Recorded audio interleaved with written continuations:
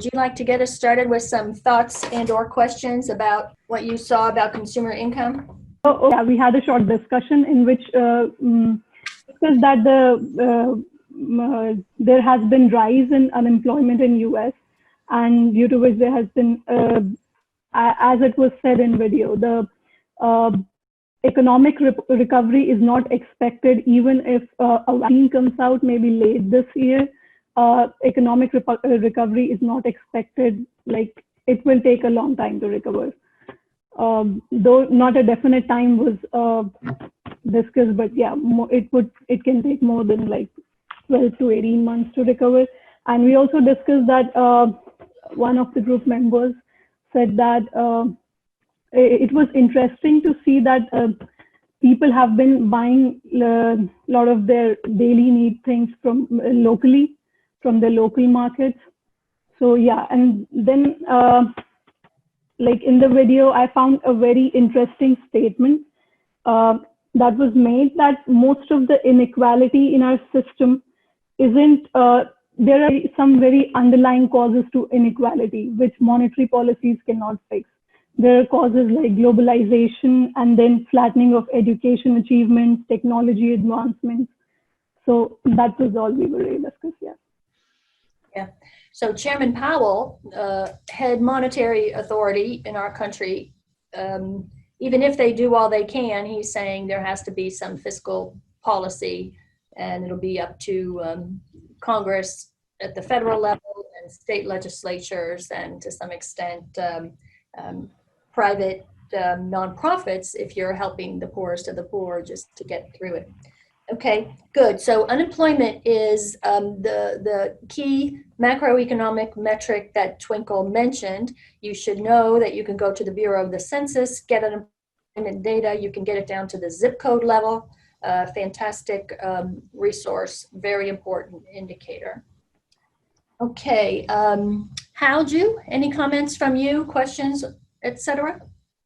Yes, so according to the material of all those videos, we can see that the income of household average are definitely going low.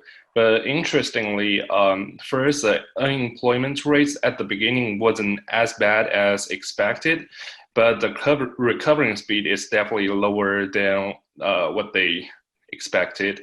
And I tried to be a real estate sales agent for last semester, and I gave up. But I thought like it is not a good time to become one, but actually I'm wrong, because from my knowledge, it is because of the stimulus check, a lot of American family got more savings, and people are utilizing the lower mortgage rates now to buying house. So for commercial estates, real estate market is going down, but for residential, it's actually going up, and I think that's pretty interesting.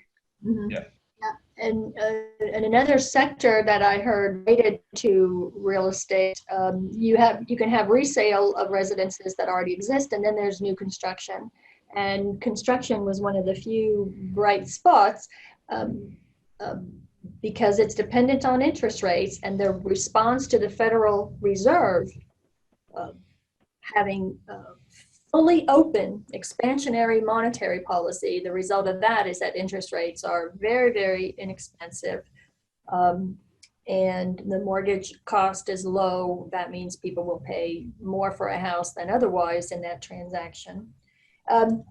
Hao-Ju mentioned a very important indicator. He said income of the households, and you notice that is a component of national income. GDP, gross domestic product, which is the main indicator of the business cycle or the health of the economy. GDP is a top level indicator. Its largest component is consumption, and the term of art or jargon for consumption, we often see that indicator in the census data called PCE, personal consumption expenditure. And I think personal consumption expenditure, I've never seen it per household. You can often use it per capita, but that's household spending. And that's what data you should use to look at income trends. If you're in a pinch and you don't have good data, then national income aggregated GDP, we often use GDP stands for gross domestic product. Okay, questions for either Hao-Ju or for Twinkle?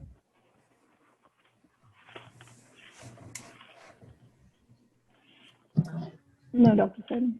Megan, anything from you?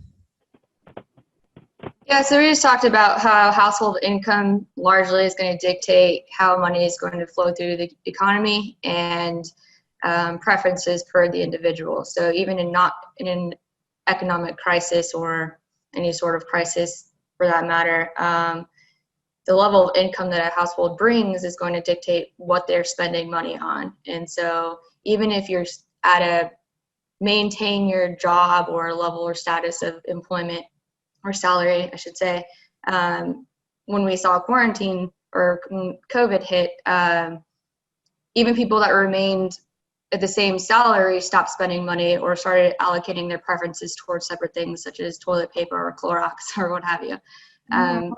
So you're going to see shifts in preferences as well. The thing we talked about most was the interview with Jay Powell.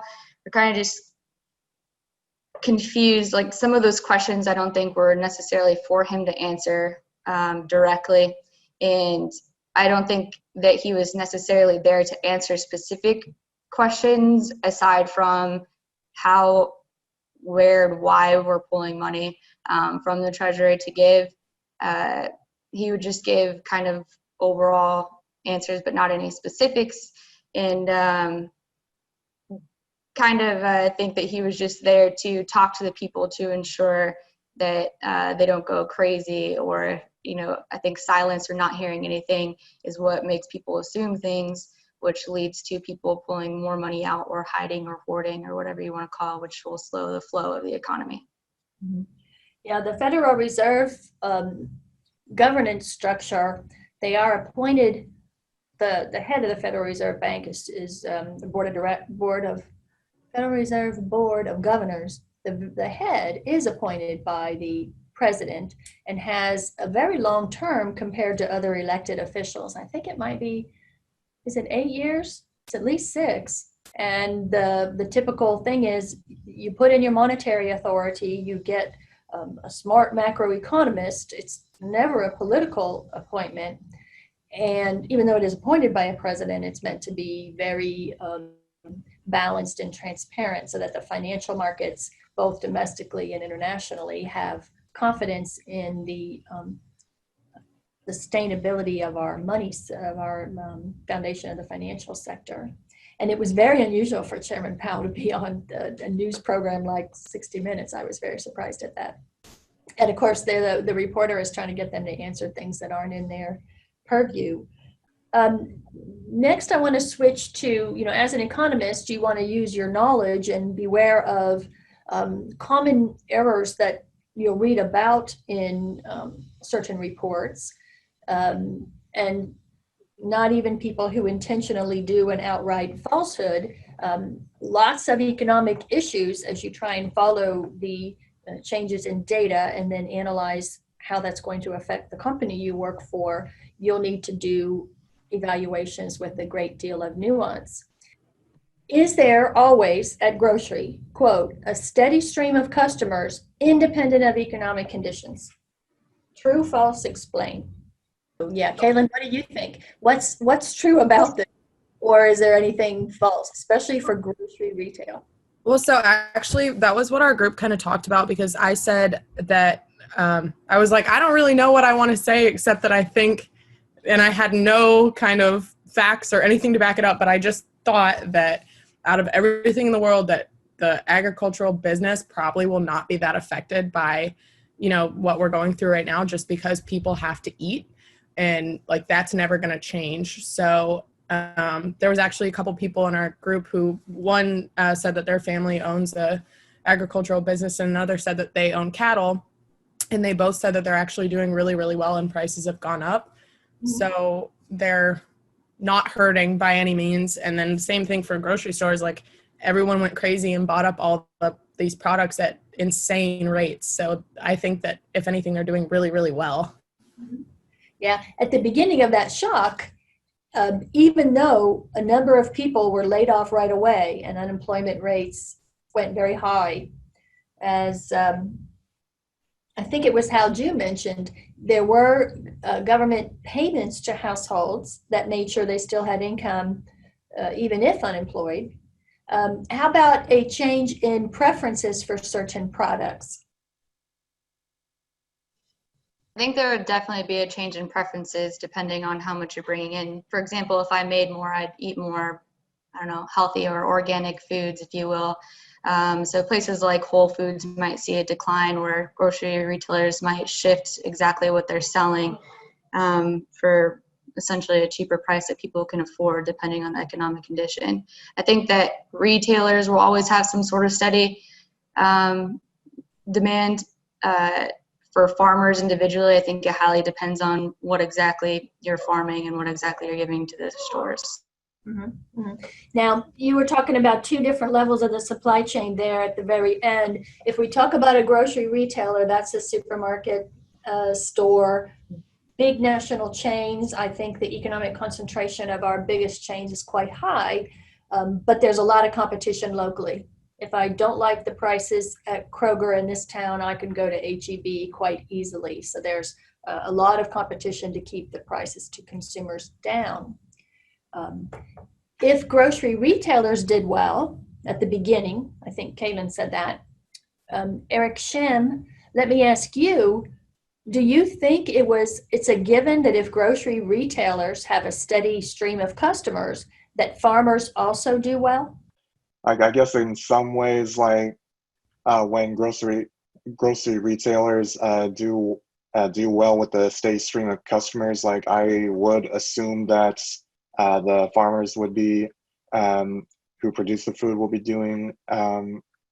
able to do well, since like it is the farmers who are producing the food. They are the ones who are shipping it to grocery retailers, and of course, like those farmers have to be paid in order to do their jobs, do their work, and keep that steady flow of the economy going. It's like pretty much like all food in the food supply chain has to start off from the fields with the farmers. Otherwise, like if the farmers aren't paid as much as the grocery retailers, then there's definitely going to be a disruption in the food supply chain.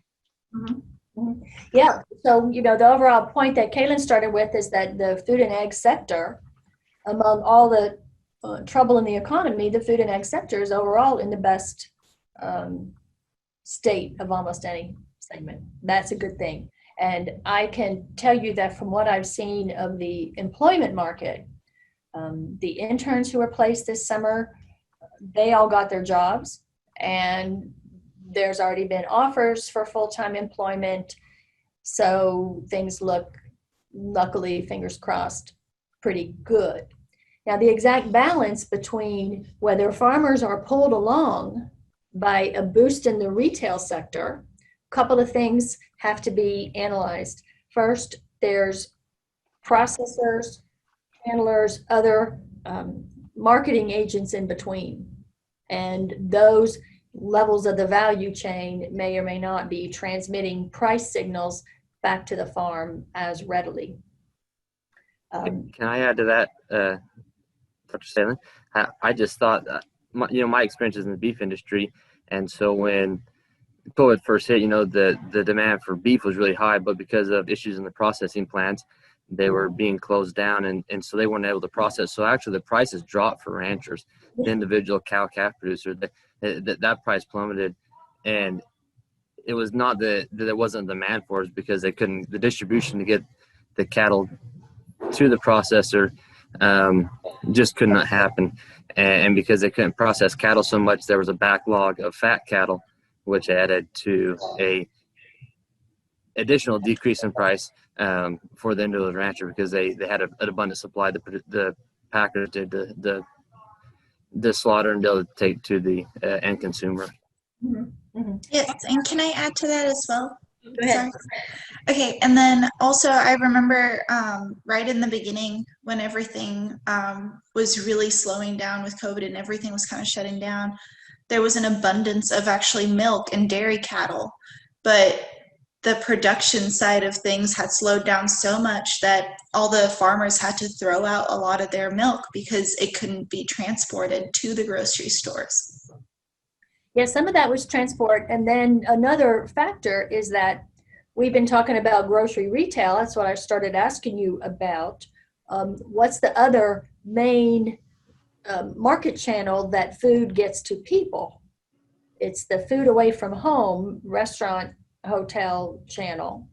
And I hadn't realized how much milk and dairy is consumed in that channel. And so because of illness, that demand was shut down very widely for a month, maybe 6 weeks, and still probably hasn't recovered. So some of that dairy shift backward in the demand curve down toward the origin had to do with the food away from home channel being hurt very badly. Out of this program, we don't place too many of our students into restaurant businesses. Some of our undergrads have gone on to be franchise owners of restaurants. But in the procurement side, in the headquarters buying meat products for a unit of chains, we have a couple of former students doing that. And I think the meat side held up, but the dairy demand isn't quite the same. Okay. I also think that when you take into account the crisis with potatoes and similar plants, I think that what happens is that when there's this sort of crisis, you have a shift in what exactly the consumers are consuming, and you move towards more canned goods and less fresh goods, and that has a very big impact on how the farmers respond to that and the trickle-down economics from there. Mm-hmm. Yeah, if we think about our demand curve representing all food, probably held pretty steady because, as we said at the beginning, people still have to eat. But the total expenditure on that food differs a lot because you're shifting between one product and another. William, did you have a chance to look at that article about, was it lemons? Mm-hmm. Tell me more about lemons and the shift between canned goods and fresh. Let's talk about lemons, because that's an example of fresh and a specific product. Apparently, that experienced a spike in demand. Was that due to employment or unemployment? My take on that would be, especially, like, that was one, it was talking about Kenya, right? Yes. Okay, so one of the things is that lemon is known, or at least described as being somewhat of a virtue in terms of healing numerous diseases. So I think that, like, in that case, like, because even here in Cameroon, there was a huge spike in the consumption of lemon, like lemon that used to cost maybe 20 cents, and it started costing about $1.50. So I think that that really severely impacted the price of the good. Yeah, and so if people the taste and preferences, we're much more conscious of our health than we used to be under pandemic. And even if we raise the price of a lemon to double or triple, we can still afford a lemon. We can't afford hospitalization as easily, but that level of income cut that it takes is not so bad. So the taste and preferences are shifting it out. Yes, there always is a price related effect, so that the higher the price is, there's always going to be a reduction in quantity demanded, but maybe it's so small that it's disguised in what the actual outcome is. Okay, because some people might look at that and say, oh, the price of lemons went from 20 cents to $1.20, yet the consumption went up a lot. That means all economic theory is bogus. Well, it's because there's the taste and preference effect that's also going on that has to be controlled for if we were going to really estimate price responsiveness to lemons. And we'll never be able to untangle that as we go back and try and estimate elasticity of demand. I have something I'd like to add, piggybacking on that. So there's a majority of farmers that are doing great in this situation, but some, I would imagine, like specialty farmers of things like asparagus or maybe even pumpkins or something that's not necessarily a staple in our diet. I feel as though a lot of those farms probably are suffering during this time period just because there's not, when income overall goes down, extras like that would be something I wouldn't imagine the average household purchasing as much. So where something as lemons in certain countries, that's going to increase, I would imagine other more expensive foods would probably decrease for those specialty. Yeah, and some of those specialty foods are more commonly consumed, at least in this country, in a restaurant channel than in a retail grocery. I've never cooked a Brussels sprout in my home. I wouldn't know how. But if they're on a nice menu where they're grilled and put garlic with and spicy, they're pretty good, and so I would eat them. I think that mushrooms are like that. And of course, some of the specialty meats, the shutdown of the restaurant sector has really hurt them. And I don't know if we'll see the data, I'm sure, very soon, whether the expenditure on food away from home, now that we have some restaurant use and also takeout, is that going to approach anywhere near the share of household expenditures that it was? For the last at least 10 years, we've been roughly 50-50 of the US consumer average household dollar on food away from home. That doesn't describe every household, but that's a lot of food. And it may have been, for some producers, a really high value source for them to sell their products. And so that means even if they're still moving it at a lower price, it's not quite so good. I have something to add on to what Jessica said. So kind of tacking on with the specialty crops, there's a gentleman who I know fairly decently who farms squash in Florida. And whenever the pandemic hit really hard, that's when he was starting to harvest his crop.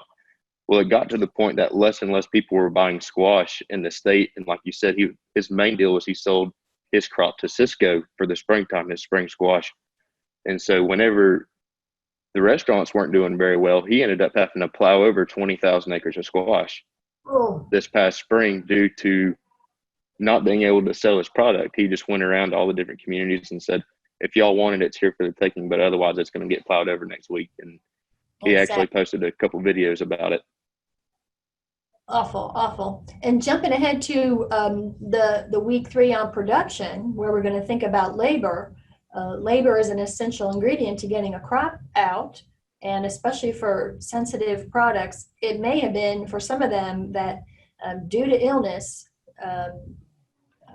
people who were agricultural harvesters, they of course were essential workforce, but they may have gotten sick, there may have been more absenteeism, there may have been more problems that they couldn't deal with to have a labor supply in the same way that it had been done before, and not enough time to adjust.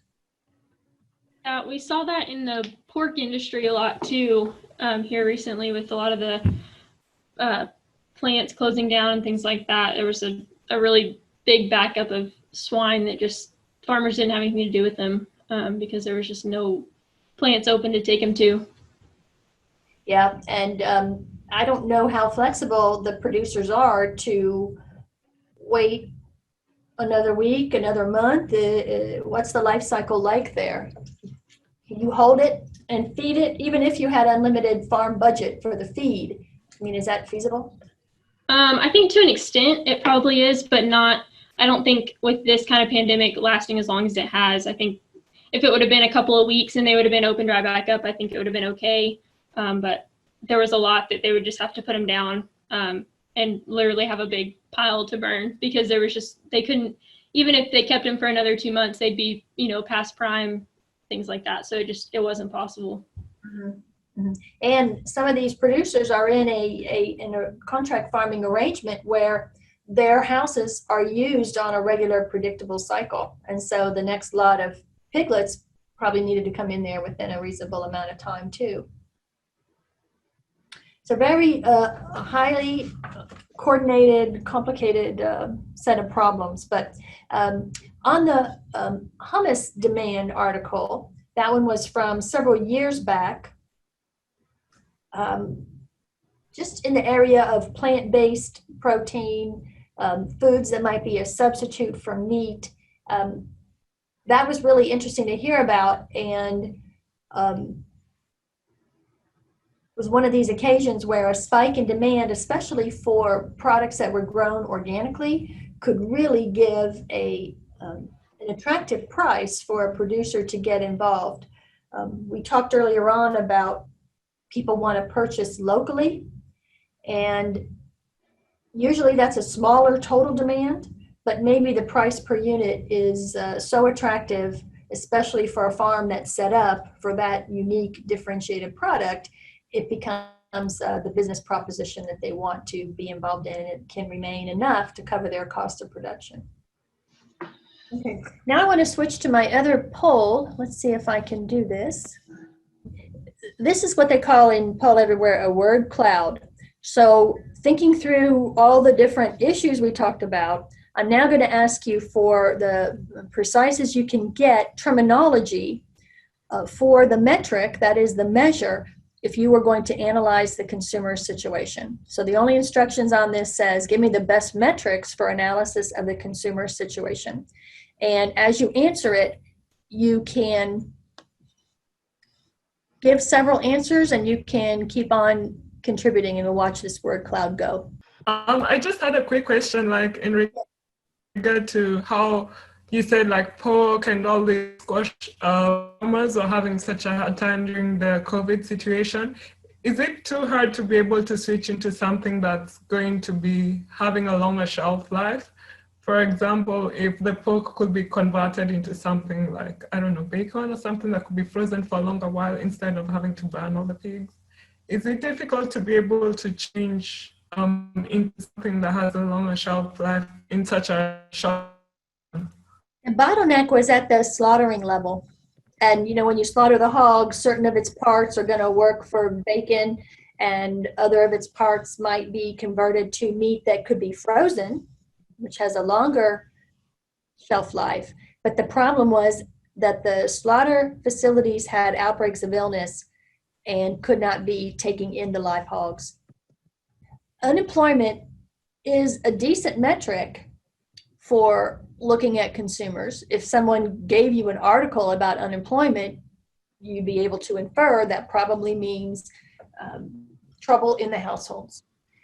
But the most direct indicator, if you're going to try and collect some data on the consumer, you want to find personal consumption expenditure.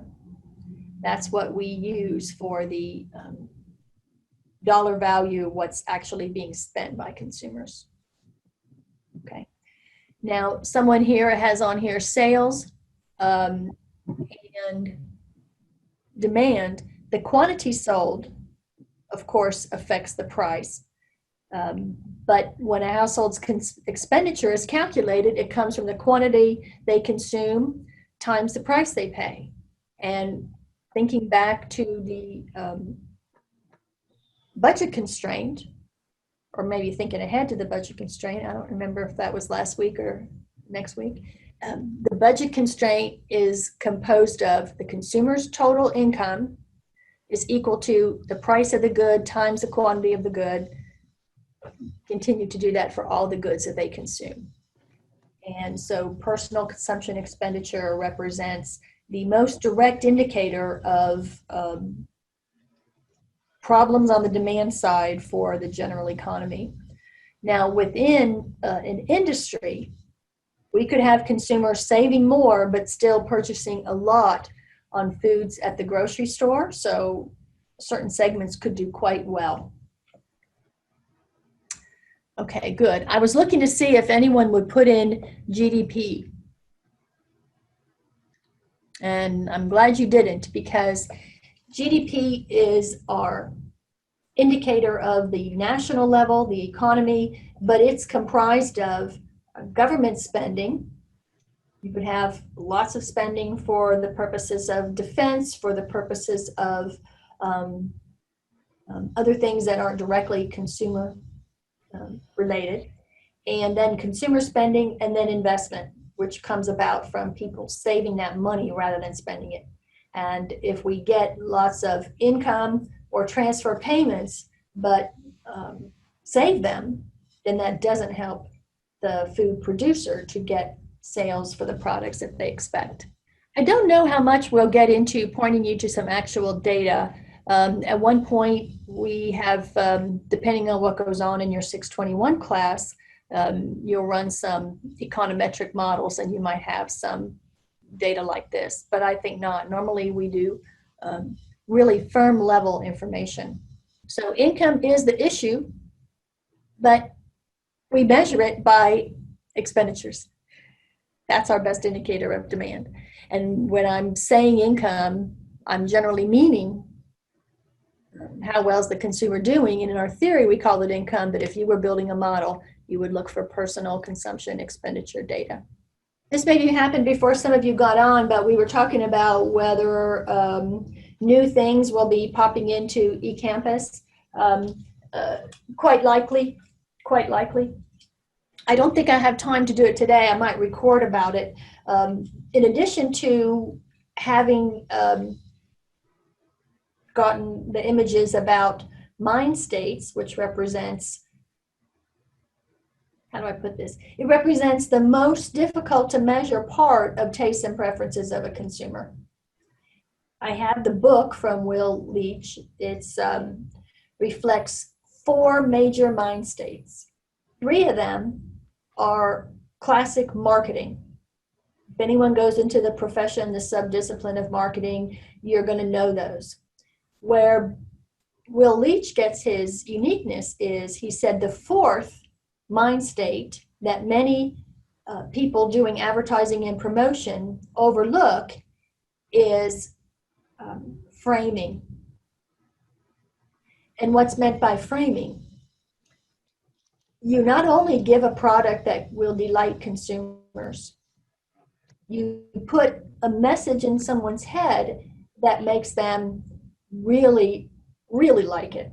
And an example in the book is to sell Frito-Lay chips. These are salty snacks, which no one really needs for their life to be complete. It's definitely not what they need for their nutrition. And in a convenience store, those salty snacks in bags are not often placed exactly where the consumer can get them, especially if they walk in and see that they can get 2 hot dogs for $1.50. So that's the market location we were in. And when Will said he knew about the consumer's mind who was going in there, he's thinking about maybe a laborer, a truck driver, a kid with very little income, and someone who's in a hurry. He said these people feel like they're hard at work, right? That's their occasion. And the framing he put was that now that the chips were moved closer, not that their price was changed, he said, these chips help you beat hunger. And he said they intentionally took the word beat because the feeling of the person who hasn't got time for a decent lunch and doesn't want to spend too much is that they're in a struggle. And so that was his concept of framing. And I'm sure there's a lot more in all the seminars he gives. So Will came to visit us in the summer, and was it in the summer? The spring. The other thing that I'm not going to get a chance to really get into in detail, but I wrote some notes about it. There's a really good information source that the library carries, Euromonitor, and I typically use their thing that's called Passport Database, and our library pays for this. What they recently produced was a different unit of, not the Passport Database, but their consumer analysis. And they have 11 classifications to describe consumers who have different tastes, preferences, attitudes, concerns. And they added a new one. I think it was something like healthy self-reliance. And this is before COVID was even a thing. And they found it from, I think, talking to a lot of different consumers. But imagine if there's 11 different segments that you're trying to position your product for, marketers have a lot more to do than simply to pick the right price. But the thing to notice for economics is in almost every one of those classifications, those different subsets of consumers were almost always described as careful shopper. Nod your heads. Is a careful shopper concerned about price? Yes. So economic theory continues to be important. Even if we say, oh, we prefer local food, don't charge too much. Cheaper the better. That'll enhance your demand. And then there were a few categories of shoppers who didn't want things to be too complicated. So having highly differentiated tastes, having highly differentiated flavors and varieties and different things that might be attracting attention, there are some segments of shoppers who don't want that at all. Whether or not the income effects are have the same bind on every single shopper, that's another interesting thing that they can do. So if you're interested in learning about marketing, the Euromonitor's consumer types report is really worth looking at. I downloaded it from them for free. It came in my mailbox. And I'll post to you my notes, which I think name the categories. And I listened to a 35-minute presentation about the differences between them. To be honest, I'm not a marketing specialist, and so it made my eyes glaze over to see the difference between these 11 different segments. But because they claim these are global segments, might be useful to all of us in the program. That I'm not sure that's really true, though. I think that's pretty much for high-income people. The other thing about consumption or income that I want to show is I recently found The Guardian, that's a newspaper. They posted the photographs. There's a photographer who has taken a snapshot of families all around the world and what they will purchase for food in a week. And it's really interesting. It has a number of countries. When I get that posted, take a look at it. I think it's fascinating. And it does also include some families who are in emerging market economies, really don't have a lot to spare. So in terms of the proportion of their total income on food, it might be higher than in other places. And the mix of foods that these photographs show is really interesting. So you can put that one on your list of things to do. And when it pops up to take a look at, don't stress, just take a look at it. It almost looked like it was like a screenshot of Will's LinkedIn that popped up both under the Mind Matters and the Taste and Preferences. It was the same picture that I was able to see. Was that supposed to be like a link going to somewhere where we could read more about his book, or? It's not a link. You can go to LinkedIn and find him. It was a necessary duplication. So I think I fixed that this morning. Oh, okay. I'll go back and look at that. All under Taste and Preferences. Okay. And under the folder that says newsworthy items, where you read about, where you saw the link to the lemons and the reading on hummus, I also put a recording. Shaheen had a question about whether or not you could see your results from Math Quiz 1. I think you can. Did you all see? Okay. And if there's any issues that we need to take care of, let's take care of them this week. I might ask Shaheen to make another quant-related problem set to put out, and just so you have some more things to practice with. Okay. To verify, you're okay with us doing the practices multiple times, just so that we get it in? Okay. Yeah, I think it's set to do multiple times. I don't think very many of mine have multiple different questions, though. So you'll see the same thing. Okay, well, thanks for joining, everybody. As of tomorrow, we start week 2, and there's recordings with the setup for optimization.